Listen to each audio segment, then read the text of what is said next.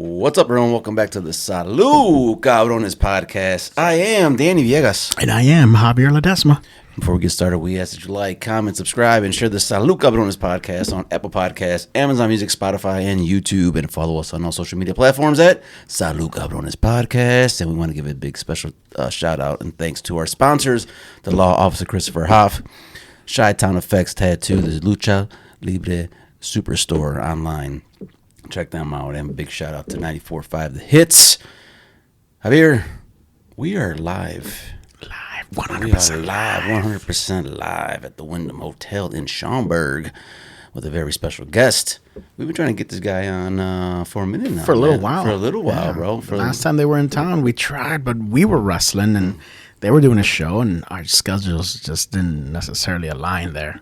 Yep. I mean, we got a white boy with the Mexican soul to him, man. Talking about the lead singer, the lead vocalist. It's called an alma, cabrón. The lead vocalist of Los Pink Cheese Gringos. I say it like that, right? Is that how it is? Yeah. Ladies and gentlemen, give it up for Jason Fountain with us here today. Thank you for having me, guys. Dude, Awesome. what I love is that when he told me, Javier told me about you guys first. That's how I heard about you guys. And he's like, bro, this band, he's like, they're white, but they play rock, Mexican music. And I'm like, what? And then he's like, they're called Los Pink Cheese Gringos. Yeah. And how did you come up with that? Okay. Actually, it's funny that you said it like that because that is how I always imagined people talking about us amongst themselves, like riding in a car with your buddy and saying, bro, the other day I saw a band on Instagram called, you won't believe this, Los Pink Cheese Gringos. And then, maybe get them to say it real fast until they have that realization that it sounds like Los Pinches Gringos. But I always thought it was a cool name that would be repeated like that. Like where you're hanging out with your buddy and you're like, you wouldn't believe what I saw. This is some crazy shit. Now we got Sora, so it's probably not as unbelievable because we can just make anything. But this was a little bit before the AI took over.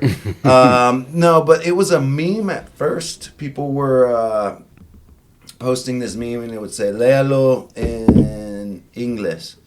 And it would have the color pink and then a picture of a cheese and green. And I think it would usually be a ghost. So, Okay. But I just did goes because it sounds more correct Yeah. or whatever. And I don't think it really matters. It's our band. So it is what it is. But I thought it would be a cool name to get people to just talk about it. And it described us very well because we're just a bunch of gringos, but we have that punk rock attitude, and I feel like that name is pretty damn punk or whatever. So It's that's very memorable. Was there an option B that did not make the cut? not really. Because at first I was doing this stuff solo. I was doing these covers, and sometimes I would translate them into English, and those seemed to hit really well, but it didn't really do for me what I needed it to do, which.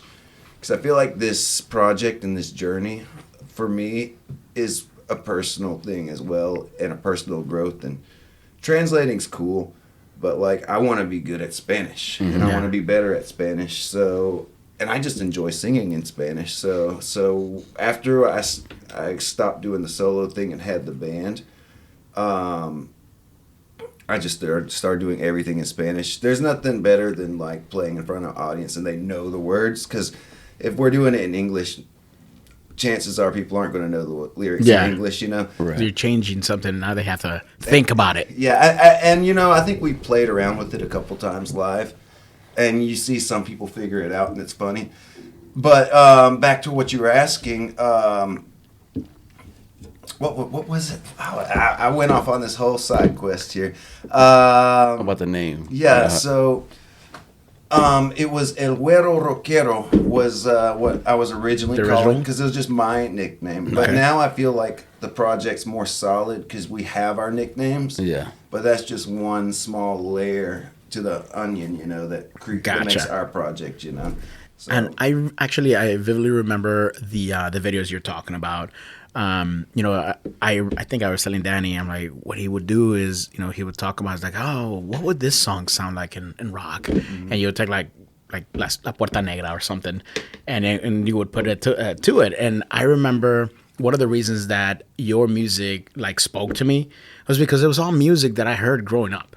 Like Saturday mornings, waking up, my parents are blasting music and like, es tiempo para limpiar, es tiempo para hacer do the chores of the week, Los Ángeles Azules. Yes, that's my dad's jams, man. So I remember hearing that and I go, this is really cool because he's talking to my childhood right now. Yeah. But I'm a metalhead and my parents are not. But I'm like, okay, he's taking something that means something to me in my childhood and putting it into what I am today. So that's one of the reasons that you gravitated towards me as far as what you were putting out there. But something that's super cool about our project that I've noticed is that maybe the parents weren't metalheads, but like they come to the shows. Like in the front row, I don't get to do what I wanted to do with the whole stage diving thing because there's abuelitas like right there. I'm serious. Like, abuelita, me tienes que agarrar. I don't want to, and they're so sweet. So, of course, I could never jump on someone's abuelita like that because, but like. I say you do it one time. Just one time. Just try it one time. It's so cool because it's like not just a cultural like blending, it's also generational because we do like Los Caminantes. We do. We haven't done it in a while. We had Pedro Infante. We do Chente. We do a little bit of all that golden era stuff. But we just do it in rock. So it's like our voice, from our age, but like with like abuela songs. Yeah. And then so people our age, they bring their kids, if it's all age, and their parents. So it's really cool. And also I think when we're talking about the cultural connection there, like, I'm a gringo, but like something about speaking Spanish and the cultural stuff spoke to me when I was growing up. And so I liked this music. I think learning a foreign language, listening to music is a big thing. I think that's a good like indicator of how fluent you are if you can listen to the song without pausing it and translating it, if you can just hear the lyrics as you go. Like once that starts happening, you've got reached a level of fluency. But for me, it was like I just like these songs, but I'm a rocker, but I'm a gringo rocker. So like I feel like it's the same experience that you're having, as a rocker guy that grew up with these songs, but like just flipped around like with a mirror or whatever, and it's just been so cool to connect with so many people. And that seems like you just described a very interesting experience as a fan watching your shows. Because I haven't been there, but I will be there when you guys are back in December. And the script you just described something that is very unique. Not many bands can transcend that kind of here's a kid, here's a grown-up, the father, maybe they brought their dad, so his grandpa and all that. You have multiple generations enjoying your music, so that's a really, really cool concept that not a lot of bands can do. I mean, you have your classics. Like I remember seeing like Black Sabbath, and I saw the kid being brought in by the dad and maybe the grandpa or something. There are not many out there. And for you to have that kind of audience this early on in your musical career is pretty freaking awesome, man. I'll have to send you a clip from San Diego. Like one family brought their abuela in the wheelchair. Like she was there. What were they drinking in San Diego? Victoria or something like that? I don't know. She had her glass bottle of chela, and she's just sitting here. And just like I jump in the crowd and I'm jumping around, and she's just like not super mobile because she's older, but like her family is just so happy to have her. She's happy to be there. They're happy to have her there. And it's such a wholesome experience in such a chaotic environment. But I think that's awesome. I think that embodies el desmadre mexicano perfectly, So I don't think it's necessarily surprising to anyone that that's the type of party, because I think that's what the Mexican party is all about. It's about the family, and just having fun together. I think the only thing that's strange about it maybe is that it's gringos on the mic, but maybe that's not too strange either. So when did you start first getting attracted to the Mexican music? Well, I want to say when I was 17, so 20 years ago, I made the decision to learn Spanish. Okay. I had already known some words, and actually, I didn't tell you this. Lucha Libre was one of those first words in Spanish that I learned. And I can get into that story in a second here. But when I was 17, I was working, and I was working at like Sonic or something. Y'all have Sonic here in Chicago? Yeah. Okay. And I was working at Sonic, and the guys in the back in the kitchen were from Mexico and Guatemala. And you know how it is at work. Like, you just talk shit to each other, and it makes the day go by quicker. Mm-hmm. And so I learned your basic grosserias, insults, and stuff like that. And then I realized you could put them together and then form sentences. So I was like, okay, hang on. Let's start taking this a little more seriously instead of just a way to pass time at work, and see how far we could take it and learn the language. You probably had a nickname. It was they called me Cholo. That was great. And they called me Asesino. So I'd walk, El Cholo Asesino. I'd walk in there. I was just this metalhead kid. I had long hair. And I was a goofy looking kid. I'd go in there. You heard of Job for a Cowboy? Yeah.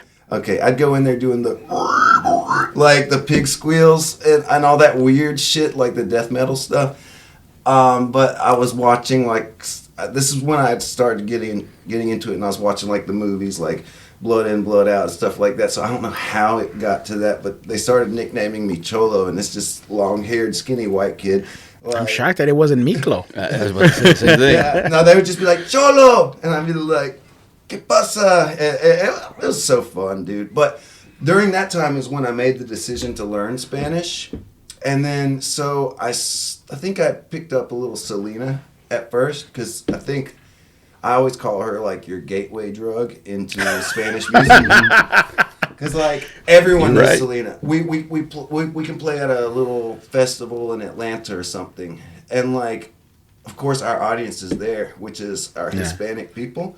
But there's people just from all races, and they're all singing her lyrics because everyone knows Selena. It's like that K-pop phenomenon right now. Mm-hmm. Like, you'll see people singing in Korean. Mm-hmm. Like so that's why I don't feel like any apprehension about doing this in Spanish, because like look at how these K-pop people are dominating this shit right now. But so someone was like, well, check out Lale. Have you listened to Lale? Mm-hmm. Because they're rock. And I was like, okay. So I got into Lale. And then just over the years, I picked up just a few more. But it was in like 2021 when I started doing the TikToks. I heard that Natalia Lafourcade in Los Ángeles Azules singing Nunca es Suficiente. And unfortunately, I don't sound like Natalia Lafourcade when I sing. So I was like, how are we going to make this sound good? Because I can't sing it in that style and it'll sound good. So I was like, let's flip it around to rock, and I think I can work with that. And it sounded good. It's not as good as now because I've improved. I've taken vocal lessons and all kinds of stuff, and have learned how to come out of that shell. I think a lot of vocalists have where they don't want to like release the whole thing, Right. And so they'll sing in a comfortable tone and just stay there, and that's what I did with that. But it performed well on TikTok, and because of that, people started saying, do Los Tigres del Norte, do Ramon Ayala, and all this stuff. So that's how that really grew from there. And then, of course, later on in Mexico, I met my wife, and she is constantly throwing songs at me, telling me. I was about to say that she probably came out with a catalog. Oh, yeah. Here we go. You need to do this song. You need to do Cielito Lindo, which I still need to do. What was the very first song that you did that was kind of like an influence from her? I'm going to have to say it was El Paso del Gigante. Okay. Do you know that one? I don't think I do. You got to doom, doom, doom, doom, It's got that cool little hook that he's playing on the keyboard. Soy el gigante de hierro. I don't know. But she told me about that song because our bass player, he's small. So I was like, maybe we were talking about nicknames that you were talking about. Speaking of, I feel like if you hang out with Hispanic people, you have a nickname. Yep. It's guaranteed. But if you don't know what that nickname is, that's when you might not get along they might not like you. But you have the nickname. Right. Even if it's like an insulting nickname to you, if you know what it is, you probably get along with each other. Yeah. But if they don't like you, you still got that nickname. Like we worked at a car dealership, and the owner was from Egypt, and he was a real asshole. And they would call him El Faraón. Like the Pharaoh. Ya llegó el faraón. But like he didn't know that. So that's where I learned that. I was like, okay, so if you know your nickname, even if it's not politically correct, you're probably cool. But yeah, but just know if you're watching this that you have a nickname. Yeah, that is true. I remember being a kid and walking in somewhere to like a family party, and everyone in there had nicknames, and I didn't know much of their actual real names. Ahí está el panzón, ahí está el cuatro ojos, ahí está el pendejo, el whatever. And I'm like, está el feo. And like the most, ahí está el guapo, but he's the ugliest dude in the freaking room. So that goes back to where we were. So I was trying to come up with an ironic nickname for our little bass player, and I was like, maybe El Gigante. And she was like, hay una canción que se llama El Paso del Gigante. And I listened to it, and I was like, this shit is dope. And that was the first song we ended up collabing with the original artist, too. Oh, cool. So fun fact, fun memory.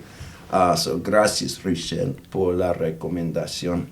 And so, yeah, she's constantly, like, feeding me stuff. And now she's, like, leveraging our social capital a little bit to make these types of things happen more, like so she can, because she's good at PR stuff. Like I told y'all beforehand that she can handle like the nuance and all that stuff and how to talk to people.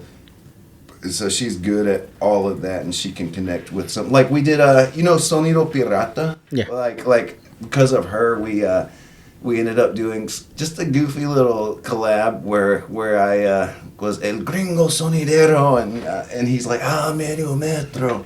And I'm just like, half meter. But the video, you got everybody there. Medio metro, La Cholondrina, Sonido Pirata. But because of her reaching out to them, we were able to make that happen. So does she have a nickname? Mi amor. Qué lindo, qué lindo. I tried to think. She made sure that early La jefa is probably more accurate. La dueña, la jefa. Yeah. No, but La mera. La patrona. One time I called her by her name when we were first dating. She shut that down. She was like, no. Yo soy tu amor, tu vida, blah, blah, blah, blah, blah. And so she gave me a whole laundry list of things that I can say. Anything that's not her name, apparently. So, pet names. When I came in here and I, met your wife, there was a lot of like similarities that, I know just from growing up the way we did. But it's kind of funny that you said that, because to this day, my parents do not call each other by their actual names. Mm-hmm. Like my mom will call my dad Gordo. And my dad will call her Morales, like her last name. But okay. I've never heard them call each other by their first name. Yeah. It's weird, and like for years. It has to be like a very serious situation. Yeah. Hijo de la chingada. They'll probably do all that before they actually call themselves that. So I'm curious, when you're listening to Mexican music, when you pick a certain song that you wanna redo, what is it about the song that makes you want to redo it? Is it the lyrics? Is it the tone, the feel? I think that's a good question. A little bit of everything.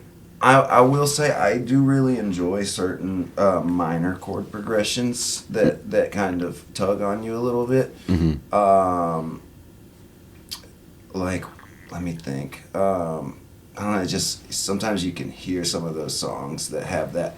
We did Fuiste Mala by Cumbia Kings when I first started, and that song's got that cool little minor chord progression on the chorus. Fuiste Mala conmigo. Like, I don't know how to describe it, but it sounds really nice in rock. It's got that like emotional sound to it. But not every song's like that. Some of the songs, it also depends on the rhythm. I just have to really vibe with the song. At first, I tried to force it when I first started, and I would just do what people would suggest. And sometimes it just didn't come out right. And so now I'll sit on a song for several months, a year maybe, before I even start on it. And sometimes I'll start on it, and it's just not the time, and I realize it pretty quick. I'm like, I'm fucking fighting with this thing too much. I'm gonna just discard this project, and maybe in a few months we'll come back to it. And I think that's always the right call. I think you have to have that connection with it, because people aren't going to connect to it either if you can't even connect to it. Right. That's why recently you just posted you put out Ya Supérame by Grupo Firme. Yeah. That was a fun one. Yeah. That we haven't even recorded a studio version of that one yet.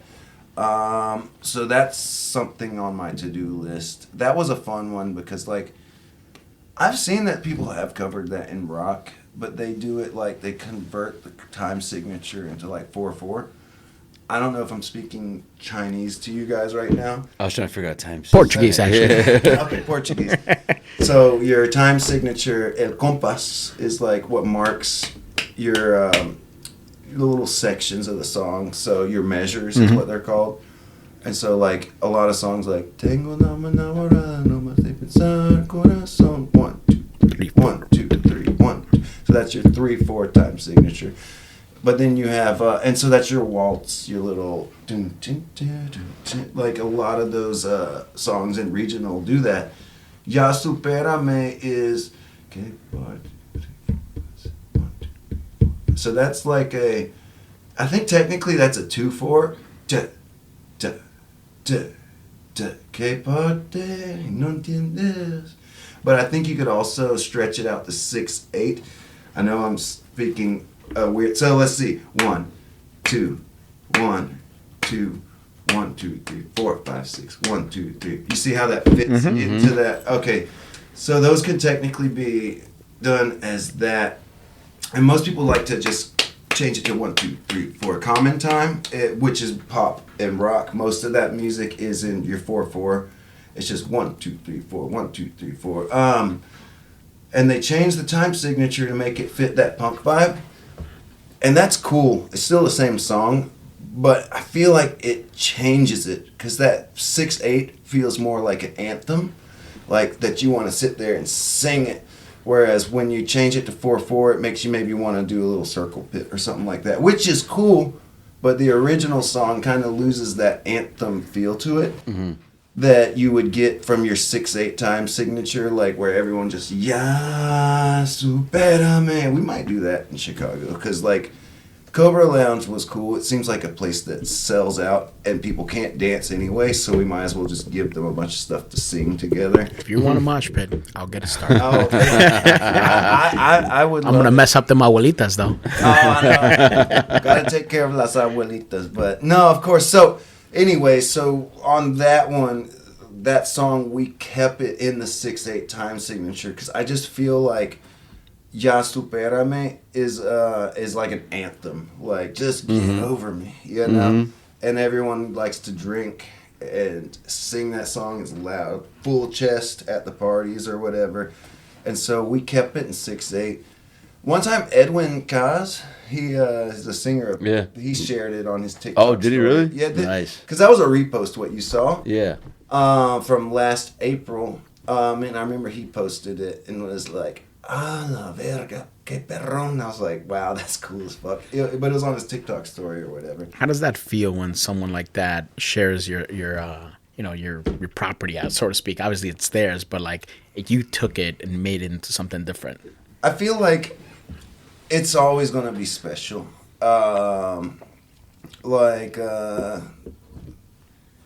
Now it's not like it's still special, but it's not a surprise anymore, I guess. Because it's happened more than one. So many times now. What was the first one you got that really surprised you? I mean, I think the first time anyone ever... I'm trying to think, who was I covering in the beginning that people... I know that... I think it might have been Los Tucanes de Tijuana. That was it. Yeah, I did... And it wasn't even that good of a version. I did La Chona in rock. And this was on as my solo account. And I remember... Like, I posted on TikTok and it didn't go crazy like some of the other stuff. So I was just, like, going about my day. Like, and I went to get some halal guys. Y'all have that out here? Mm-hmm. That's a great restaurant, by the way. They got that really spicy sauce. So I was going to go pick up some halal guys, and I parked my car, and then I opened Instagram before I walked inside, or I opened my phone because I needed to look at the order or something that I had placed online. And Instagram was open and it said Los Tucanes de Tijuana share or followed you. And I was like, what? And then I went and I realized they posted what we had put on TikTok, and I was like, I remember commenting, I was like, no, mommy. Like, cause it was just so cool. Yeah. Now, like, they'll comment every once in a while. They'll be like, échale primo. I think they say that to a lot of people. Or they'll share it every once in a while. So, like, it's not like the novelty's not the same anymore because it's not the first time. Yeah. But it's always a cool way to, like, because, like I was saying, that video didn't go crazy like some of the other videos. Mm-hmm. But then, like, the recognition from the original artist, like, superseded, like, any type of maybe disappointment. I wouldn't say disappointment's a good word. Just because it didn't go super viral. But like I said, the recognition felt just as good as like having like millions of views or something like that. And I think later on, El Chapo, the singer's name is El Chapo de Sinaloa. He sings Para que regreses. I don't know if you know that song. Que no encuentras un amor. Mm-hmm. Yeah, he commented once. And then it just started happening like more frequently. And one group that's really cool, it doesn't happen often, is when Los Tigres del Norte like will comment, or not comment, they'll like, I think Hernan Hernandez was the first one to share us to his IG story. And that was just really cool for me because I feel like, those are like... The OGs. Yeah, exactly. Mm-hmm. And like, I don't think it's very easy to get their attention for everything. And I want to say one time, Eduardo, he shared a video of us playing La Chona wearing Los Tigres del Norte shirt. I was, and then he was like, "O sea, ¿de quiénes son fans?" Like, and then I made a story, a reply, and I was like, "Los dos son grandes para nosotros." And then he shared that and was like, bueno, algo así. Or he was like, qué bueno. And just the other day, I think it was Hernan. Yeah, Hernan had we posted a short clip of us doing Jefe de Jefes because that's the new one we're working on. And he hit the repost button on TikTok, and someone commented that they're like, Hernan lo compartió. So I think because it's not very common with them, like when it happens, it's got something special, especially when it's something new that you've been working on, mm-hmm. Like Jefe de Jefes, like, and to know immediately that like there's something there, like I don't know, it's I guess validating is a good word. Yeah, you're talking about recognition. The music that you're putting out there, like I mentioned at the very beginning, you're speaking to our childhood in mm-hmm. a lot of the sense. What is it like to now walk around and being recognized, and probably more by Latinos than anyone else? I love it, man. Like, and I know now it's gotten to a point where I know there's that. For example, we were in Las Vegas. Because there's like a whole thought process that you see in their mind. Like they'll see you, and then they'll look at you. It used to happen. Like I remember one time my wife and I were at Talpa. I don't think y'all have Talpa here, but it's a supermercado Latino in Atlanta, and there's a guy that looked at me kind of funny, and he just kept walking around in the grocery store and kept like looking. My wife didn't know what it was about, and I used to not know. I used to be like, is it because I'm a white boy in Talpa, or is it because like they seen me somewhere? And then eventually he's like, they always come up to her. They're always like, she's the safe approach. They're always like, ¿Es el que toca música? And she's like, sí, es él. But they always walk up to my wife, but they're like processing it because they're like, I've seen this guy somewhere before. And if I'm not at that place very long, like they don't figure it out. Some people figure it out immediately. Like, one time we were at Quick Trip in Wichita, and some guy just was walking in the store, and he just stopped and pointed, and then pulled his phone out, and I was like, okay, sure, but that's starting to happen more often, and now I can kind of tell. Like we were in Vegas at the airport, and I saw some lady like stop and look. And it's always Latinos. I don't think I've ever been stopped by a non-Latino that's like, hey, because like it's just not our audience, you know? Mm-hmm. And that's totally cool because I love our audience. And, you know, I'm happy with our audience. I mean, if we grow beyond that, like the K-pop people do, dope. If not, totally fine, you know? Because it's like that interesting, like, I guess you would call it like community level fame. So it's not like superstar, but like there's that niche graphic, you know? And so you kind of just live your normal life. And then when someone like recognizes and appreciates what you do, like it's special, you know? I feel like once you get to a certain level, it might not be as special anymore because it's like, okay, I just really want to go smoke a cigarette. Like, and I can't. Leave me alone, guys.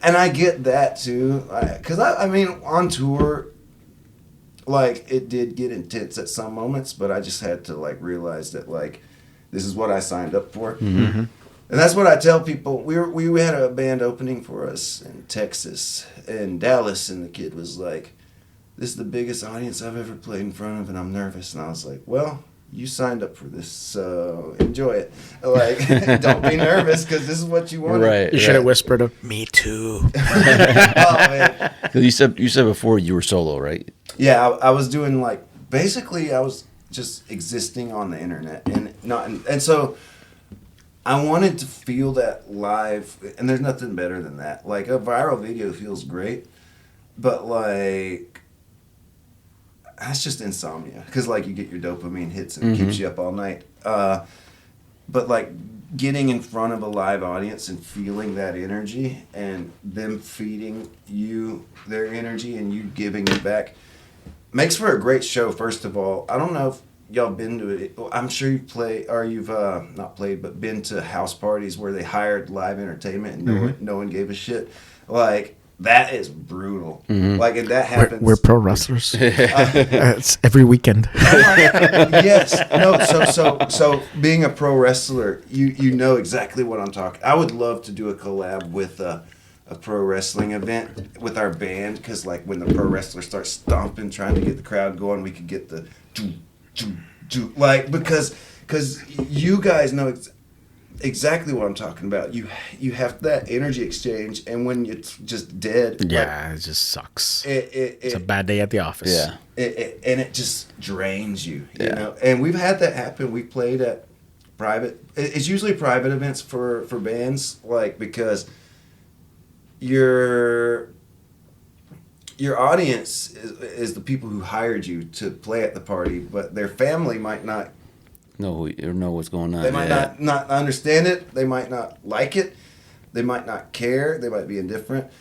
And so you're just giving it your all, and just you finish the song, and it's like, yeah, and it's just a part of it, you know. And I'm glad y'all are wrestlers and understand what I'm talking about. Oh yeah, absolutely. Yeah. But it's what I was getting at when you said you were a solo and then you formed the band, when you're forming the band and you're getting these band members, are they into the Mexican music as well, or are you kind of showing them what you're what your vibe is. So when I first started, the drummer, I was trying to play with other Mexican musicians at first because I didn't know this is what we were going to turn into. We had a Mexican guy from Mexico City that was on drums, and I don't know, he just had things coming up and he just didn't want to commit to the project. It's like, okay, fine. But I was eager, chomping at the bit to play live, so I booked the show. And I'm like, I've got to do this show. And so he's not with us anymore, but I asked our old drummer Mark to do this show, and he did. He came in clutch, and we threw it together. It was not a great show, our first show, and we didn't even have this band name yet. The bass player that had stepped forward has always consistently been a gringo in our project, but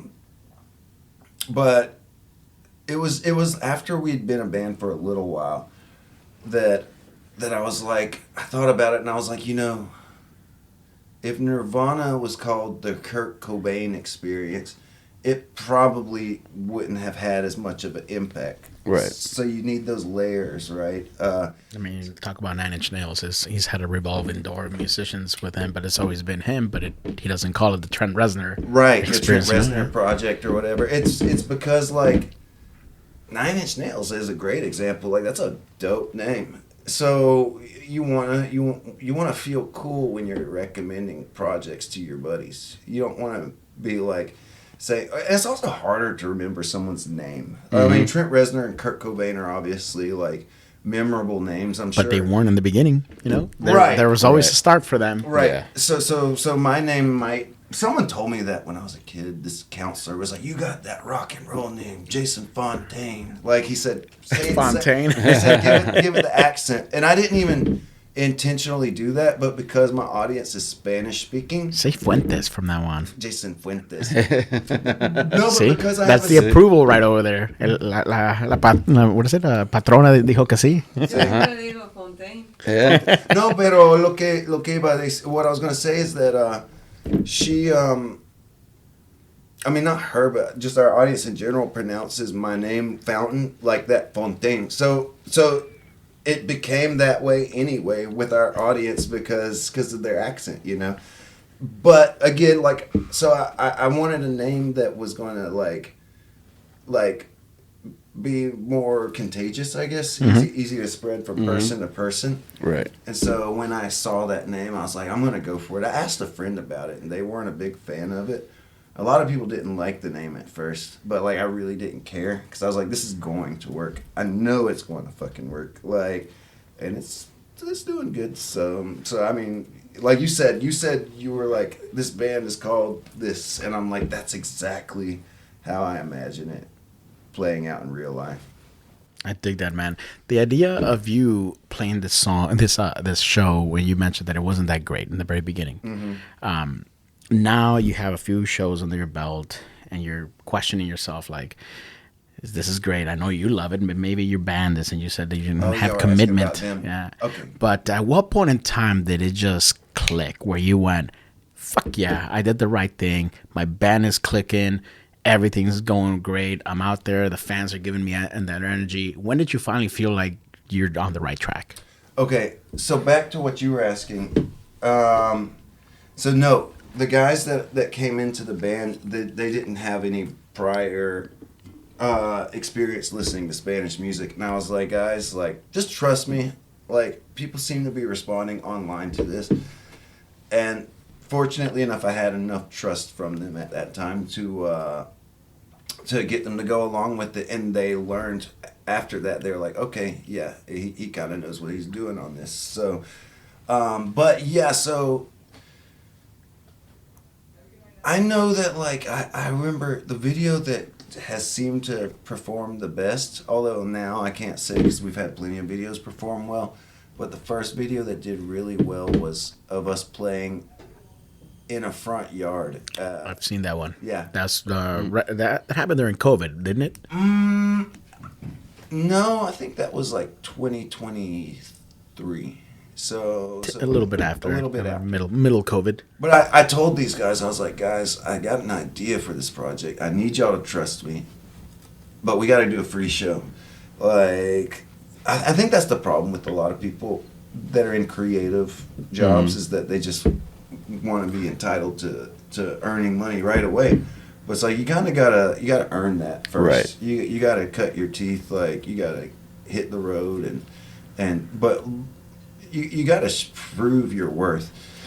So I was like, guys, let's do this Porch Fest. Porch Fest is they take this neighborhood in Atlanta and they shut it down, all the streets, and have one band playing this hour at this porch, the next hour over here, over here, over here. And it's just a free community event. And we did that, and we did Los Tigres del Norte, Golpes en el Corazón.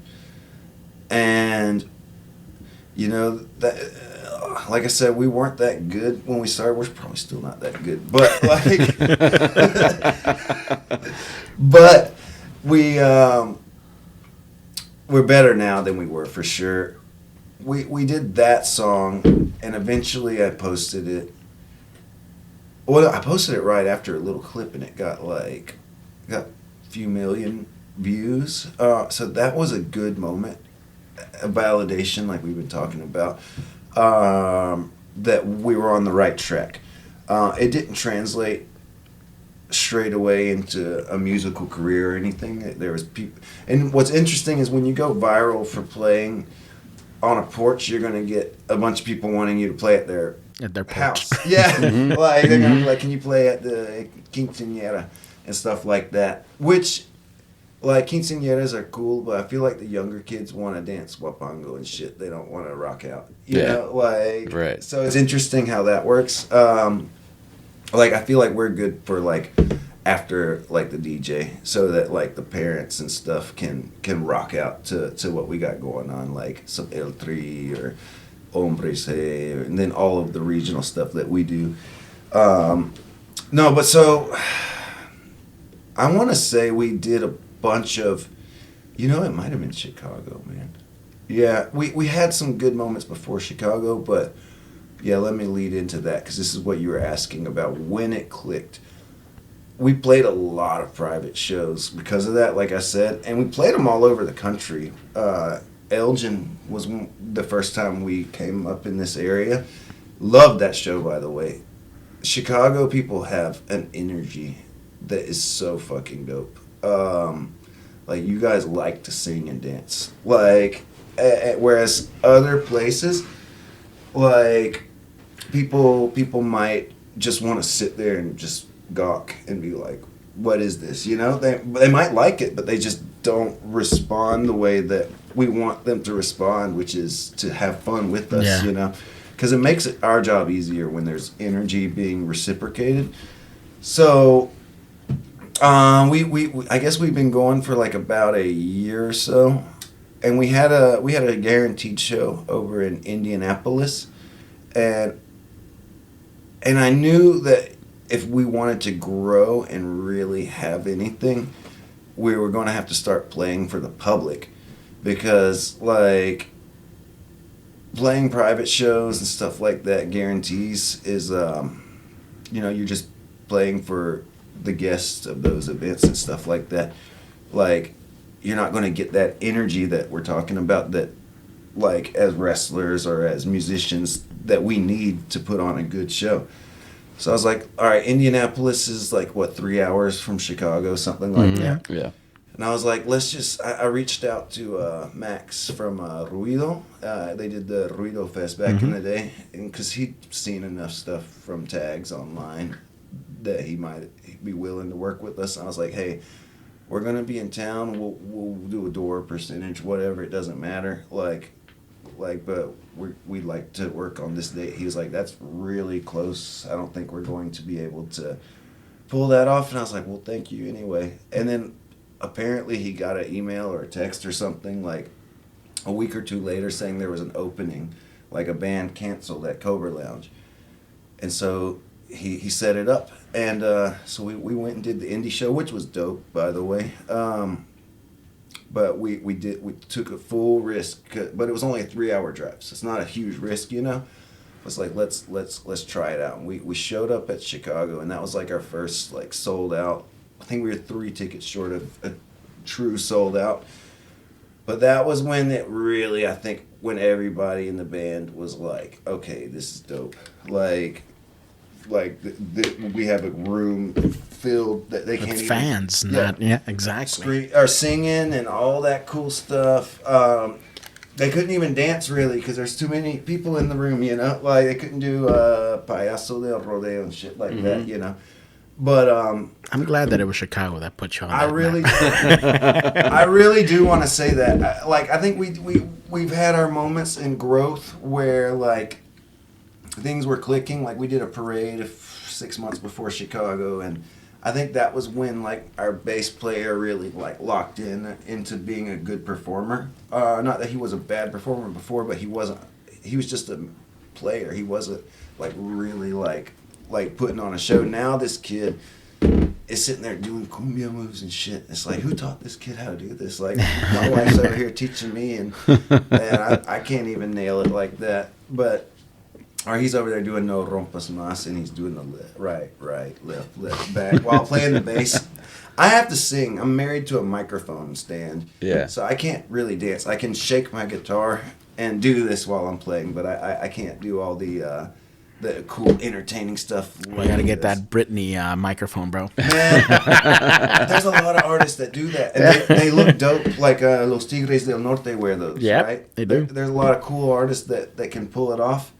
But for me, as a rock musician, I just think it's not the look. I think it's too poppy looking for me. Yeah. No, it is. Yeah. Yeah. What do you Put think? some spikes on it. I don't know. It also feels strange to not have that that focal point right in front of you. You know, like you're just kind of like set free. So, like I don't know. It's weird.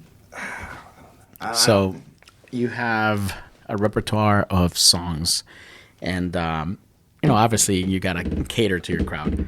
When you're putting together, example, you said Chicago was your main one. What magic went into putting the song list for that night? So playing at these private events, now a lot of public events too, we kind of see how our audiences react to them. And now that we're doing cities that we've done before, that kind of goes into it because now we're like, okay, Chicago is probably going to be a packed house, and so there's not going to be a whole lot of movement that's going to be able to happen. I'm sure you can make it happen. So if you want to do the mosh pit, I would love that. But Abuelitas beware. but we need to have those anthems in there for Chicago, so we know like. Because I know, not even just because it's a packed house, but Chicago likes to sing a lot. Dallas likes to sing a lot too. I noticed that. Those two cities, like people like to just full pulmon, like sing their hearts out all night. So we'll put some of those anthems into that set list. Like I told you play Rage, you're gonna be hearing me the loudest in that room. I think we're gonna do that. We did that last time, and people really enjoyed that one. We tossed our little red cards out in the audience, and so that was a cool little subtle, statement, but also like doing some work, like secret mission, like pass out the red cards while you're in town, Los Angeles likes to dance a lot. They like to do the little ska pits and stuff too. So more ska, more punk in Los Angeles. It just depends on what city. But also, some cities universally respond to songs. Like everyone likes El Solidito, La Chona.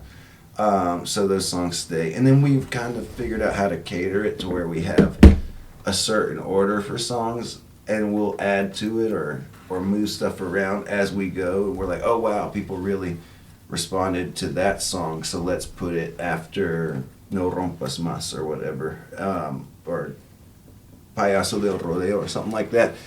And then so now we're trying to. I think it would be nice to eventually not have a whole lot of talking. Although I feel like people like the stage banter with us. Oh yeah. Gringos saying goofy shit in Spanish between songs, so we still have to have room for that. But I think it's nice to have a nice, at least a good few songs that are just back to back to back that just bring energy and get people moving. And then after that I mean, obviously you want to play good songs, but like I feel like after you hit that climax, like everything that comes after that, people are going to enjoy because they done let loose during those songs. So what do you guys normally open up with? I think we're going to open up with it. We normally open up with Como la Flor by Selena. Last time, I don't know how it ended up getting missed, but a lady, I hope you're seeing this, came up to us afterwards in Chicago and was like, I wanted to hear Selena. And I was like, crap, because there apparently all ages shows here in Chicago have a curfew. Yeah. And I didn't know that. So we were on a time crunch. And so we didn't get to do everything. And one guy had come up to me before the show and wanted Los Caminantes. He's like, I want to hear the walkers, because that's what we call them. And it's really interesting when people come up to you and they're in on your inside jokes. Like, for years, I've been calling them the Tigers of the North. Yeah. Like, I refuse to call them Los Tigres del Norte. Yeah, so now we'll have people coming up to us saying, like, are you going to play the Black Door? Like, just because they've seen the video online. And so, like, they're in on the joke. But we forgot to play, somehow, Los Caminantes last time we were in Chicago. We missed it. So, sir, if you come, we'll play Los Caminantes this time. There you go.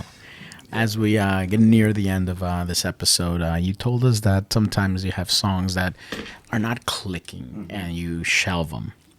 So can you give the fans out there of Los Pinches Gringos a little peek behind the curtain as to what they could expect in the future? What are you working on?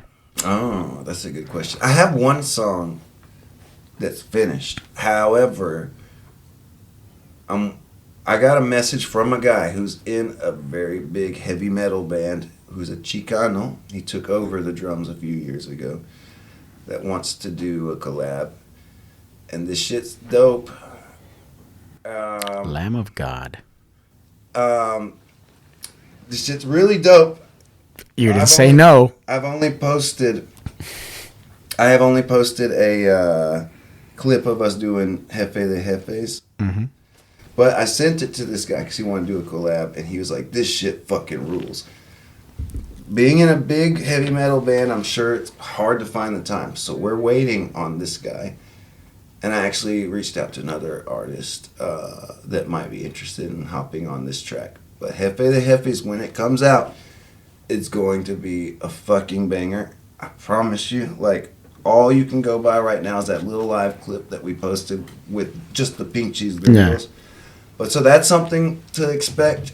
Hopefully, I guess you gotta wait. You're at the mercy of... The reason I said Lamb of God, because recently there was a video that went viral of Art. Art doing the tragos. He's tossing the sticks. Yep. Yeah. And it is so awesome to see a band that big when they have someone, that obviously represents the Latino culture. He's out there in his poncho with an Aztec calendar, and it went viral. I had so many people send me that video. Yeah. And then when I clicked on it, I saw that it was liked by you guys. And I was like, as soon as he said, somebody, a Chicano, I'm like, it's got to be Lamb of God. If it is. There you go. It is. If it is. Why are you trying to bring out the spoilers, bro? I'm trying to get the scoop, Danny. The scoop. Get the spoilers, dog. If it is, it'll be dope. Anyway, whoever it is, bro, it's going to be dope. It's going to be dope. Even if for some reason, dude gets so busy and we just have to put out the one I recorded already, it's going to be dope. So be looking forward to that, because the shit's fucking dope. It's already been approved of by this guy. Like, dude, this fucking rules, Nice. So I love it. Got a few other songs. I'm working on a. Hey, do you like Los Askis? I don't know if I've. Quiero tenerte cerca de mi casa. Yeah, I've heard that song. Yeah. I'm working on that one. So there we go. There's sounds really cool, by the way. And right now that's what we got in the chamber. Hopefully we can release one of those two songs soon. I want to hear. I know this is vulgar, but I'd love to hear you guys do Te Quiero Puta from Rammstein. I need to listen to it, but I have heard of that song. I have heard of that song. Didn't he do some Héroes del Yes, he Silencio. did an Héroes del Silencio, but he did that in his solo project. Okay, yeah, that's right. What's his name? Till Lindemann, yeah. Yep. I heard about that. Yeah, so that's, I don't know. You know, there's a guy that does what we do, but in the style of Rammstein. Have you heard of that guy? Oh, really? Yeah, he does like Ramito de Violetas in the style of Rammstein, and he does like all of these songs because I guess he's got a deeper voice, and so he has to cater to that sound, I guess. And he's probably a big Rammstein fan, so if you want to go down if you're a fan of Rammstein, that's a rabbit hole you can go down. Yeah. I thought because it was in Spanish, it would like blend really nicely with what you're doing. You know, Te Quiero Puta is completely in Spanish, and We'll I have remember to just hearing check that. that I was one like, out. what? Well, I'm gonna have to listen. It's because I'm personally not a big guy fan of Rammstein. Nothing against Rammstein. It's just that band never really Appeal to you, eh? Yeah, it just didn't. It happens. But again, if you are a fan of Rammstein and you are a fan of what we do, then just look it up on YouTube and you'll find this guy, and he does Era feliz en tu matrimonio. Like, all that shit. Like, and it's pretty cool. You know, like I said, it's Rammstein style, so it's not my style, just because I'm not a big fan. Sorry, guys that like Rammstein. But it's there, and so if you love Rammstein and you love what Los Pinches Gringos does, then you would really probably enjoy this project. Awesome. Is there a song that you've been wanting to do that you haven't really put the work into it yet because you feel like you're not there yet to cover it? Well, there's a bunch of them. There's one song that I really want to fucking do. And it's not that it's my fault that we haven't done it yet. It's that I need a female vocalist to do it with because it's a duet. Mm-hmm. Y'all like bachata? Yeah. All right, you know Monchi and Oh, yeah. Alexandra? Yeah. Oh, my God. Yeah. Don't get me wrong. Aventura is great. But, like, for me, like, bachata is Monchi and Alexandra. Yeah. Like, when we're on tour and we're driving, if it's not Los Askis, it's Monchi and Alexandra. And that will get me, like, at least an hour of driving down, just, like, listening to, like, Te quiero igual y más que ayer. Or, Que tontos, que... I can just fucking go with Monchi and Alexandra. Their harmonies are so tight. Like, and their... Bachata in general is just really dope guitar work. Mm-hmm. Like, I don't know if people talk about how metal bachata is, but, like, it really is. It's just, their drums are... It's just clean guitar tones, but high, like, technical prowess on the guitar. And the drums are not... It's not a drum set. It's just a güiro and a set of bongos. Like your little bongo rolls with the or they'll like they switch the güiro rhythm during the different parts of the songs, but they're fucking killing it. So I asked my vocal coach if she would be down, but she said that the tone of Dos Locos is really high for her too.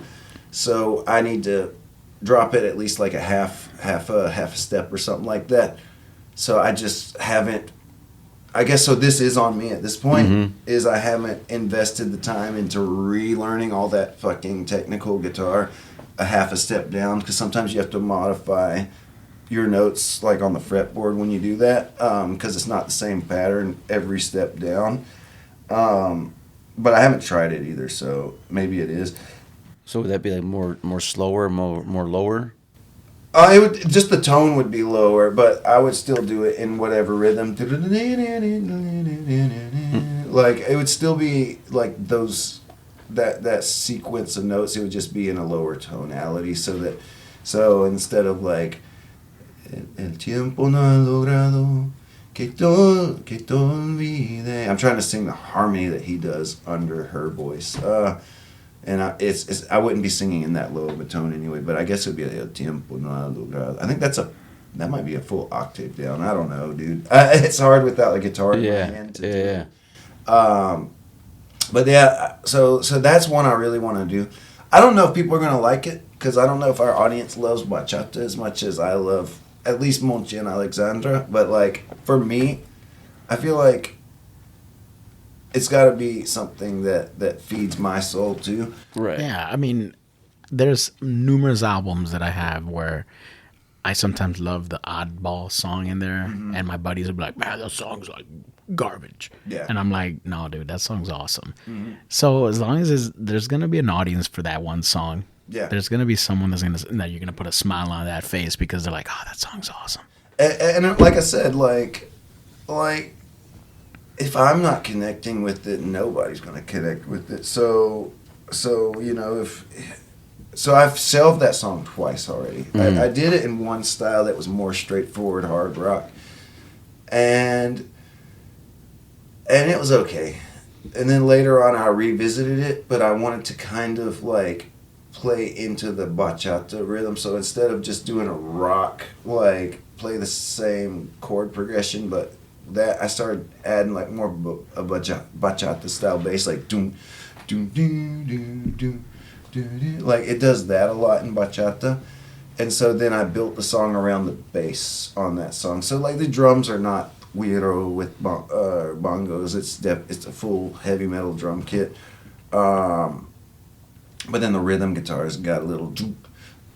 I don't know. It sounds really dope. Bachata reminds me of like when I convert it to heavy metal. I don't know. It's got a little bit of like a prog metal feel to it. Like I don't know. Do you ever listen to like the Human Abstract or Protest the Hero or anything like that? Yeah, I remember that one. Okay, like maybe I'm not super crazy on the sweep picking or anything like that, but it kind of has that little prog melody. Or a rhythm to it that sounds cool. But yeah, so now I guess if I want to release that song, I have someone willing to do it. I just need to have a week or so to sit there and convert it down a full step. The beauty of that is that since I've worked on it twice, I'll probably have even better ideas the third time around. And then we would just be depending on when they can get the female vocals sent over. Yeah. But that would be dope. Yeah, that would be actually. Yeah. Before we end up here, talk about your show coming up. Okay. At the Cobra Lounge. That's right. Yeah, we can't forget that. So we just came up with this idea here that we want December 5th, Cobra Lounge. Tickets are on dice.fm. In Spanish, I say dice.fm. Because like I used to say dice.fm, and I'm like, wait, no, that's not right. It would be dice. But dice.fm if you want your tickets. It's going to be a great show. December 5th at the Cobra Lounge. But we wanted to do something special for the Salud Cabrones podcast. So we're doing a giveaway. 2 tickets. So here's the camera. This is the camera. That's the camera. It's yours. That's Right the there. camera. That's That's you. you. We're doing a giveaway. 2 tickets for our show December 5th at the Cobra Lounge.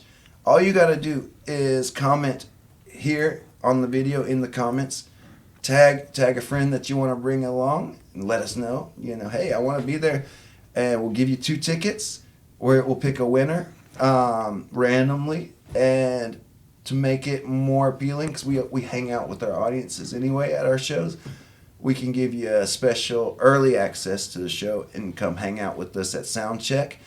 And and you get to see the Soundcheck, you know, see the gringos playing without their outfits and stuff. That's a great deal right there. That is a great giveaway. That's a great giveaway. Yeah, it's. Hey, Danny, I'm gonna comment you. I'm gonna win this. Also, come hang out with the guys from Salud. Hell yeah, we're gonna be there. It's gonna be great. We're gonna be drinking some brewskis, listening to some amazing music from our childhood and our adulthood as well. Yes, sir. So, yeah, again, comment below, tag a friend, and make sure you tag a friend though, because I feel like that's got to be the criteria. Yeah. You gotta take so some. a comment with a friend tagged, and a random person will be picked. And we'll get in touch with you. I hope someone tags their abuelita. That's so bad. Bonus points if you tag your abuelita. Oh, see, bonus points. We will give you 2 entries into the. We'll do a drawing. There you go. If you but you got to tell your abuelita to like make sure she's an abuelita in her profile pic so that we can verify this. Tag your abuelita, and we'll give you 2 entries into the thing so that both of y'all have a chance to win. And you can bring abuelita to Soundcheck, and it'll be dope. You know, you get to hang out early access, and then if you don't want to stick around, till the show starts. After that, you can go eat some Chicago dogs or an Italian beef downtown somewhere. Yep. Actually, Cobra Lounge has dope food. Have you been there? Yes, multiple They times. do cool, I don't think I've ever eaten there, their actually. food is really nice. They got like Italian beef birria. Like Nice. Really? What?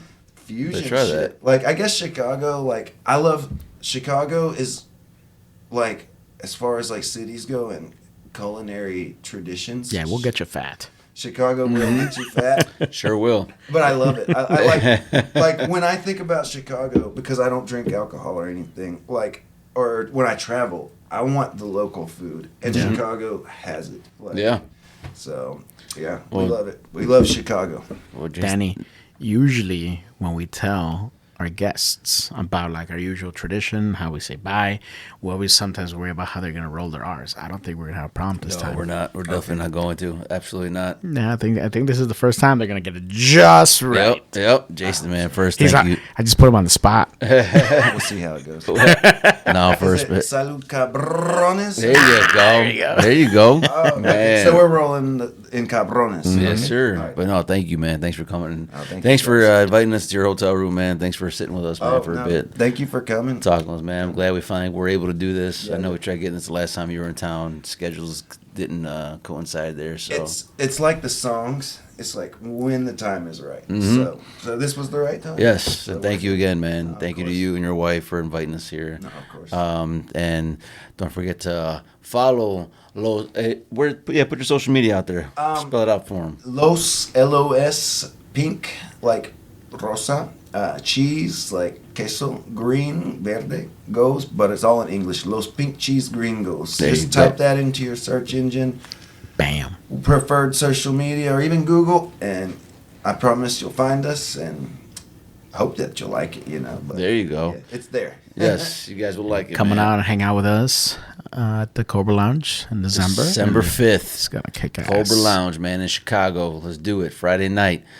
Big thanks again to Jason for coming and hanging out with us tonight. Big special thanks to our sponsors, the Law Office of Christopher Hoff, Chi-Town Effects Tattoo, and the Lucha Libre Superstore. Big shout out to 94.5 The Hits and the Wrestling Tee. He's the T-shirt brothers all the way in Canada, man. Appreciate you guys. Jason is a part of the podcast where we sign off with a toast. We raise up our beverages and we just sign off by saying "Salud, cabrones." So when you're ready, man, you ready? Yep. 1, 2, 3. Salud, cabrones. We out.